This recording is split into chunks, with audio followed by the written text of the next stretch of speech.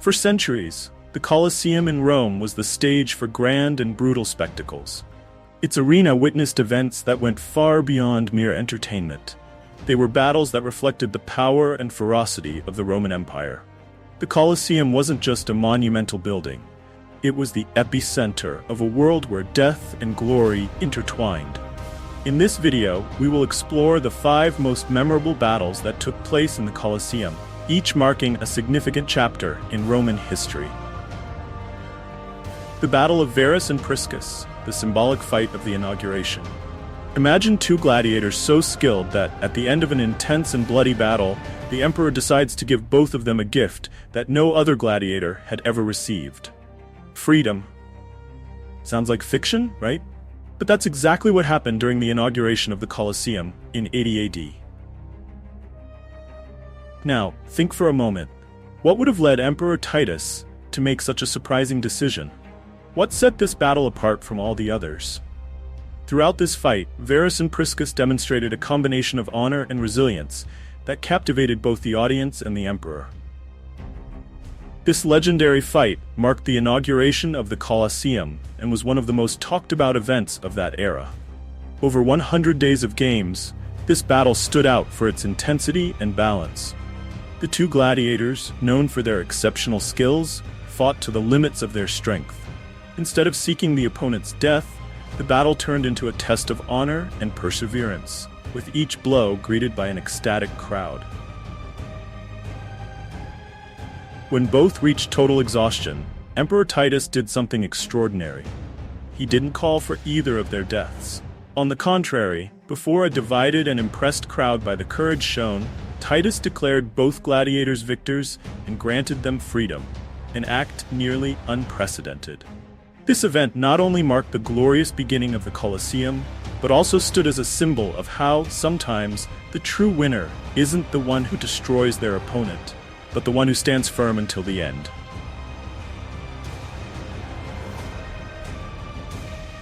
The naval battle of 86 AD, the grandeur of the Naumachia. While we often associate the Colosseum with gladiator fights and battles with wild beasts, it was also the stage for something much grander. Simulated naval battles, known as Naumachia. One of the most impressive took place in 86 AD during the reign of Emperor Domitian. For this special occasion, the Colosseum was flooded with water, transforming the arena into a vast artificial lake. If you're enjoying this journey through history, don't forget to leave your like and subscribe to the channel. It helps us keep bringing you content like this. The purpose of these naval battles was to recreate grand maritime confrontations, where combatants on small boats fought against each other, while the audience watched from the stands. In the event of 86 AD, hundreds of prisoners of war were forced to participate as combatants, simulating one of the most epic naval battles in Roman history. Small galleys sailed across the amphitheater, and the gladiators fought to the death, with their ships colliding and splintering in the churning waters. The logistics for organizing such an event were incredibly complex. Not only did the Colosseum have to be flooded, but the gladiators also needed to be trained to fight in a completely different environment. The battle was a huge success, delighting the crowd and showcasing the power and wealth of Rome. However, this type of spectacle was rare due to the enormous costs and logistical challenges. Carpophorus, the legendary bestiarius, and the battle against beasts. Among the many forms of combat that took place in the Colosseum, one of the most dangerous was the fight between gladiators and wild beasts, known as Venationes. Bestiarii, gladiators trained to hunt animals, became legends for their ability to face fierce predators. Among them, one name stood out: Carpophorus, one of the greatest beast hunters in Roman history. Now that we're talking about these incredible battles, share with us in the comments which part of the video impressed you the most. We'd love to hear your thoughts.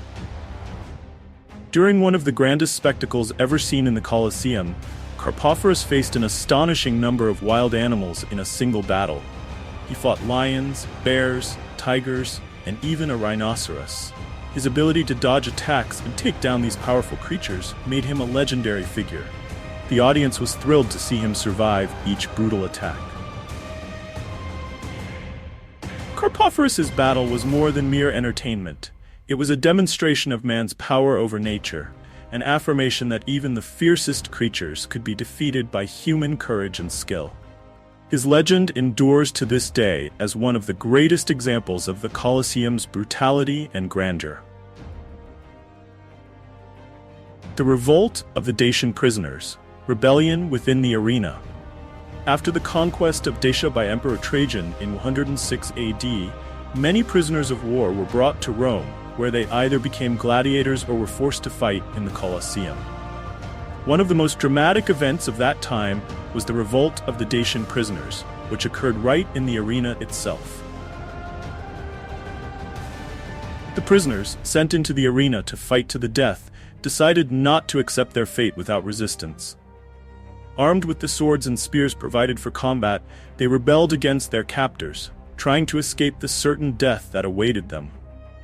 Though their revolt was quickly crushed by Roman forces, the event shocked the audience. The Colosseum, usually a place of total control by the Romans, suddenly became a stage for rebellion and chaos. Though the revolt failed, it showed that even the most oppressed could find a spark of hope and courage. It remains one of the most remarkable moments in the history of the Colosseum, a testament to the fact that the spirit of resistance could emerge even in the most desperate situations. The final battle, Telemachus and the end of gladiator fights. In the last centuries of the Roman Empire, gladiator fights began to lose their appeal. Christianity was spreading rapidly, and with it came a new morality that condemned the brutality of the gladiatorial games. One of the most important moments of this change occurred in 404 AD, when the Christian monk Telemachus entered the arena during a fight. Telemachus, in an act of protest against the violence, tried to stop the combat. He entered the arena and asked the gladiators to cease fighting. His actions enraged the crowd, and he was killed on the spot. However, his sacrifice was not in vain. Emperor Honorius, moved by the incident, issued a decree shortly afterward, officially banning gladiator fights throughout the empire. This final battle in the Colosseum wasn't a physical fight between warriors, but rather an ideological struggle between the old and the new. It marked the end of a bloody era and the beginning of a new chapter in Roman history, where the value of human life began to be more highly regarded than spectacle. Conclusion: the Colosseum was the stage for some of the most epic and brutal battles in Roman history. Each of the fights we explored today not only marked the history of the amphitheater, but also reflected Roman society itself, its thirst for power, entertainment, and control. Revisiting these events reminds us that even in the darkest times, there are always stories of courage, sacrifice, and change that help us understand the complexity of humanity and its endless quest for glory.